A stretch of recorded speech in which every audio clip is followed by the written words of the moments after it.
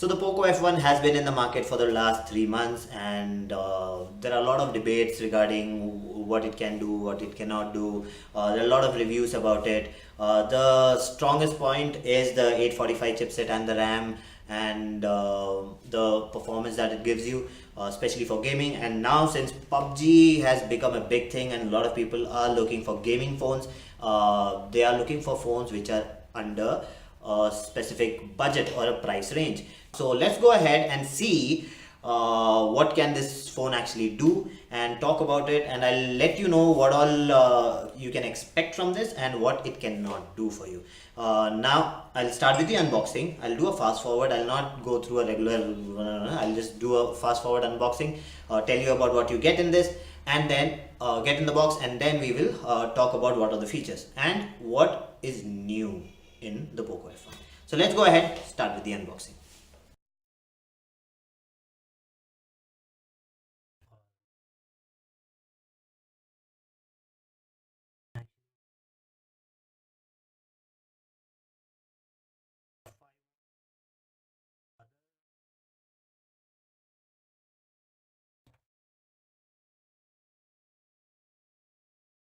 Okay, so now let's take a look at the phone itself. Now the phone is pretty rough and tough. Now there's no metal on it, even though the sides look like they're metal. They're actually plastic with a metallic coating over it.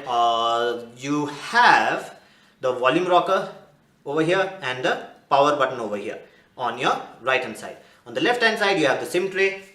Let me just open that up.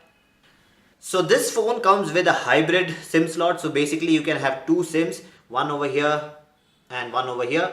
If not, one SIM and a memory card over here. So ideally, if you have the 256 version or whatever higher version, that you really won't need a second memory card. You can have two SIMs in it, and that will work fine. So towards the bottom you'll find the speaker, the USB Type-C port, and the microphone grill. Now if you look at the back, you get either plastic or Kevlar depending on the version that you've purchased. Now you have the twin camera and the fingerprint sensor. Now the primary shooter, the primary camera is a 12 megapixel camera with a f1.9, and the secondary one is a 5 megapixel camera with f2.0 aperture. Now basically the 5 megapixel one is just used for depth sensing, nothing else. In the front you have a big 6x18 inch IPS LCD display with an IR emitter and a camera on top, so that takes a lot of space, and your earpiece is also over here. So that's what you get outside. Now inside you have a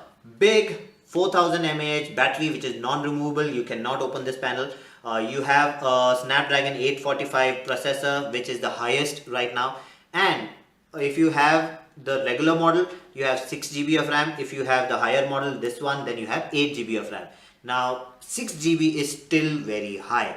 Now if you look at the competition, most of them have they start from 4 GB, 3 GB of RAM. So 4 GB is okay, but if you are a PUBG gamer or if you play PUBG or any of these high-end games, then 4 GB gives you medium graphics.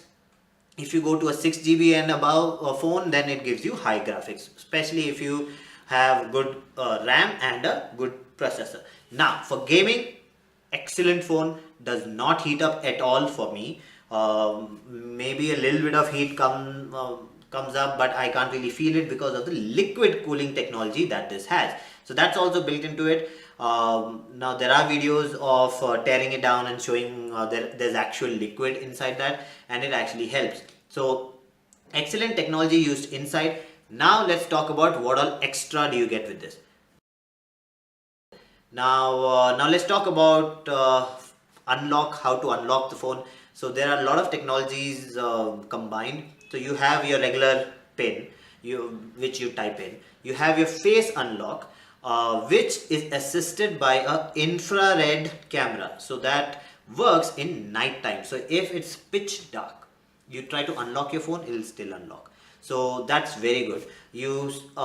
Now ideally, if you have all this, like if you have an iPhone and if you have all this, you don't need a fingerprint sensor, but they did not cheap out on that. They gave you a fingerprint sensor also, so there's an additional security there. The second extra feature that I really like is the dual VoLTE support. Now, what does that mean? Now, I keep getting a lot of questions regarding GeoSIMs. Now, GeoSIM, let me just tell you now itself, GeoSIM is a data only SIM. It does not have a phone line and a data line separate. If you buy any other company's SIM, Vodafone, Airtel, whatever, all of them have a phone line and a data line. With Geo, you have just one line, which is data. Now, the network chip can only allow one data line to work at a time. So that was the main restriction. So that's why a lot of people who have dual 4G phone, they were not able to use two Geo SIMs, because as soon as they activate data on the other one, the first one goes off. So in this, you can have both data SIMs working at the same time. So you can put two Geo SIMs in this and both of them will work because the network chip allows two data line to work at the same time. So good news for people who want to keep two Geo SIMs. This phone is for you. Like from my OnePlus 5T or other dual SIM phones that I have, they have 4G but they do not have dual VoLTE. Third extra feature that I like about this phone is the dual speaker system. So basically one speaker is at the bottom, so a loudspeaker, one speaker is at the bottom, and then the second one is your earpiece itself. So it uses the earpiece to give out sound too. Now the earpiece is not strong enough. It's not strong enough to give you enough sound to match this one, but it gives you enough sound to give a feel, at least a little bit of the feel. Now why I like it, because I use the iPhone 10 and it's got the same feature, but the iPhone 10 obviously has much better sound from the front one than this one. Why I like it on this one is because in the night when I'm watching a video or when I'm watching YouTube or doing something, I don't want other people to get up. So what I do is I muffle this one. So I hold the phone like this, I'm watching video, I muffle this one with my thumb and I allow the sound to come from the front. So I just use that much, and in case if there's a particular dialogue that I cannot hear properly, I slowly remove my hand and increase the volume. So I don't have to go for the volume key again and again. So I just control the volume from here. So the main volume that I'm hearing is from the earpiece. The second volume is this one. So you may not use that feature, but I actually like it. I like to use my phone that way. So in case you are looking for something like that, then this has that feature too. The fourth extra feature is the 4K recording. Now ideally in this price range, you don't get good 4K recording. This has 4K recording and it works very good. The only problem is no stabilization. So it has EIS, but in 4K it will not work. And the video quality is good, but just regular walking also gives you a lot of jerk. So that's a problem, but hopefully in the future with software updates, it will become better. This has become one of my personal favorites now because of one special feature, which is known as second space. First I thought it's going to be gimmicky, it's not going to work that well, but then I ended up using it and now I use it on a daily basis. So basically what that is it can create a second profile altogether which is running at the same time. So you have one phone with two separate profiles running parallel. So for example, now let me just show you how it works. Now right now I'll unlock this with this hand. So this finger or this hand or this fingerprint is registered to one account. Now I'll lock it. Now I'll take it in this hand and I'll unlock it. And you see that the wallpaper has changed, the icons have changed, everything is changed because I've gone into a second account. And it's so smooth. So it's that fast. So I'm actually using my personal account and professional account separate. It's so separate that even the data is not shared. You can have the same app in both the spaces and have different accounts logged into it and they'll all work separately. So now I don't have the confusion of okay, now which account is this, which account is that, because normally what happens is you have to recognize the second app by the icon or color change or something. You have to recognize it that way, but now I don't have to do that. Now if I want to see my professional account, I use my left hand, do that, and it opens up my professional portfolio or profile or whatever you want to call it. And if I use my right hand, it goes into my personal one. So all my WhatsApp and everything also goes here, and everything is separate. The only thing which comes combined is the phone call. So phone call will be shown on both of them, messages will be shown on both of them. Other than that, everything is separate. Even the pictures taken on one profile cannot be seen on the other one. If you want to share it, you have to go into second space in settings and then go into share, and then you have to allow whatever you want to share with the other one. So it's that good. So, is this phone worth buying for 30,000 or 24,000 or 21,000 rupees? Yes. It is worth buying. Right now in the market, there's nothing in competition to this at this price range. If you go for 30, then yes, there is competition. I will not recommend buying any other phone other than Poco F1 if you're looking for something in the 21 price range.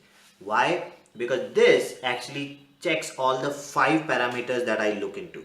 Now, when I buy a phone or when I review a phone, there are 5 things that I look at. Now, the 3 things are just performance, so which is your processor, RAM, and your ROM. So what kind of RAM has been used, what kind of ROM has been used, what kind of processor is being used. So that determines the processing power and the speed of your phone. Then comes the camera. So how good the camera is, and then how good the display is, because eventually you will be looking at that screen. So the 3 part, the processor part, the RAM part, and the ROM part, excellent. The 2 parts, the camera and the screen, that had average performance, because the camera was not that good at low light photography, even though they say that the aperture is 1.9 and all this and whatever, but the low light performance was not that great.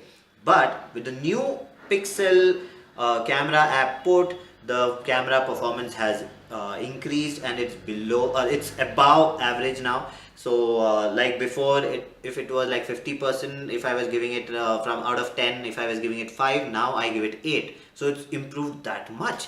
So now it's in competition with flagship phones. Now the last thing, the screen will still remain average, because this is not an OLED screen, this is a TFT screen.